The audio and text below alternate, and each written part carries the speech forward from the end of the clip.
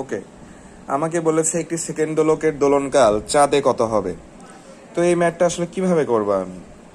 প্রথমত আমাদেরকে জানতে হবে, আমরা যদি চাঁদে জি বের করতে চাই তাহলে সেটার সূত্র হচ্ছে ব্যাসার্ধের গুণ হোল স্কয়ার ডিভাইডেড বাই ভরের গুণ ইন্টু পৃথিবীতে ত্বরণ। আচ্ছা, আমরা যে সূত্রটা জানি সেটা হচ্ছে T is equal to root over G, এটা সম্পর্ক এটা। এখন আমরা যদি টি বের করতে চাই, টি বের করতে চাইলে কি করতে হবে? অবশ্যই এটাকে স্কোয়ার, অবশ্যই এই জিনিসটাকে উল্টাই দিতে হবে এবং বর্গমূল করতে হবে। তাহলে রুট ওভার ভর ডিভাইডেড বাই ব্যাসার্ধ টি এম টিই, তাই তো? এখন ভর হচ্ছে 81 ডিভাইডেড বাই 4 টিই, তাহলে হচ্ছে যে 9/4